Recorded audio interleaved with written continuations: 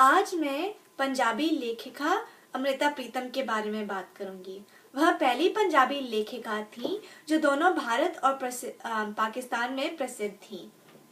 वह 31 अगस्त सन 1919 गुजरावाला पंजाब में पैदा हुई थी। वह करतार सिंह हितकारी की एकलौती संतान थी। उनके पिताजी एक पाठशाला में अध्यापक थे और ब्रज भाषा के पंडित थे। वह सिख धर्म के प्रचारक भी थे। जब अमृता 11 साल की थी, उनकी मां का देहांत हो गया। कुछ सालों के बाद अमृता अपने पिताजी के साथ लाहौर चली गई और 1947 तक वहां पर रही थी। कहते हैं कि किसी अच्छे लेखक को प्रेरणा की जरूरत होती है और अमृता को अपनी माँ से वह प्रेरणा मिली। उनके माँ के देहांत के दुख में उन्होंने लिखना शुरू कर दिया था। 1936 में जब वह 16 साल की थी, उनकी पहली पद्यावली छप गई थी और उनकी पहली पद्यावली का नाम था अमृत लहरान। 1936 में प्रीतम सिंह के साथ उनकी शादी हो गई। बचपन में ही अमृता ने प्रीतम के साथ सगाई कर ली थी और शादी के बाद उनका नाम अमृता प्रीतम हो गया था। वह अखिल भारतीय प्रगतिशील लेखक संघ में शामिल हो गई। इस संगठन से जुड़कर उनकी लिखाई पर गहरा असर पड़ा था।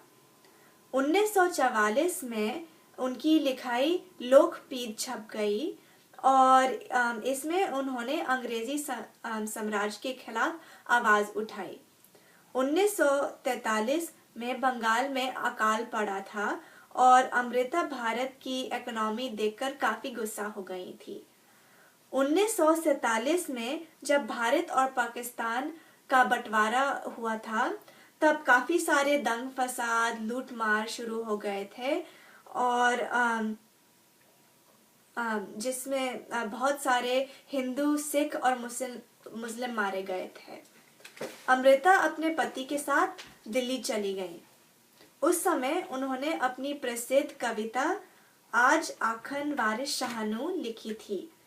इस कविता में वे वारिस शाह, जिन्होंने भारत की प्रसिद्ध प्रेम कहानी ही रांझा लिखी थी, उनको पुकारती हैं और भारत की दशा के बारे में बतलाती हैं। दिल्ली में अमृता ने आकाशवाणी में काम किया था। 1960 में प्रीतम के साथ उनका तलाक हो गया था और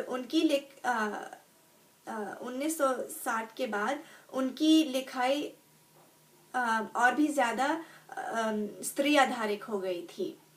उनके तलाक के बाद उन्होंने अपनी कहानियों और कविताओं में अपनी असफल विवाह के बारे में लिखा।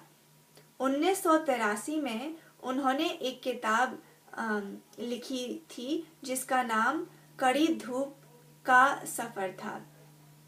इस किताब में उन्होंने भारत की अनेक लेखिकाएं के बारे में के अनुभव के बारे में लिखा और यह भी बताया कि एक लेखिका को दुनिया से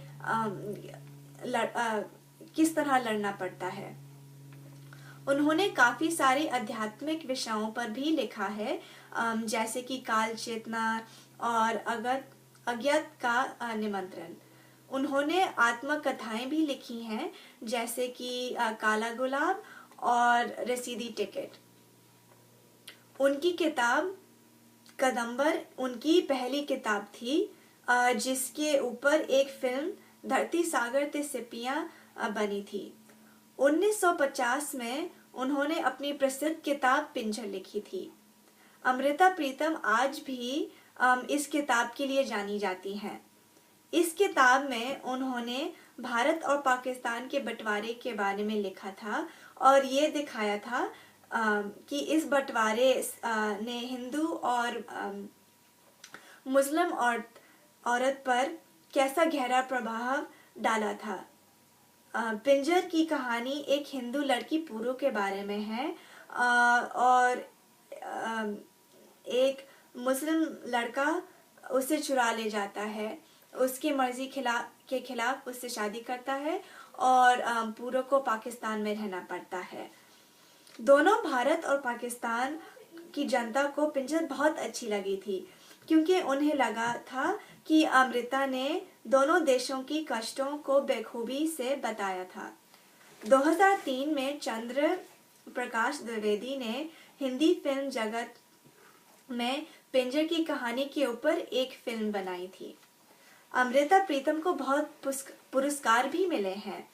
वह भारत की पहली व्यक्ति थी जिनको पंजाब सरकार से पंजाब रत्न का पुरस्कार मिला था।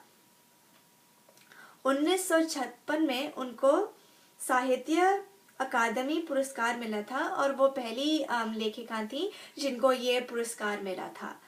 1982 में उनकी लिखाई कागज के कैनवस के लिए उनको भारतीय ज्ञानपीठ पुरस्कार मिला था, जो भारत के सबसे ऊंचा साहित्य पुरस्कार है। उनको काफी सारे अंतरराष्ट्रीय पुरस्कार भी मिले हैं, जैसे कि उनको बुल्गारिया से वक्त सरोव पुरस्कार मिला था और फ्रांस से उनको orders day art a day letters का पुरस्कार मिला। उन्होंने साहित्य में पीएचडी की और उनको अपनी डिग्री दिल्ली विश्वविद्यालय और जबलपुर 1973 में मिली थी। 31 अक्टूबर 2005 में अमृता का देहांत हो गया।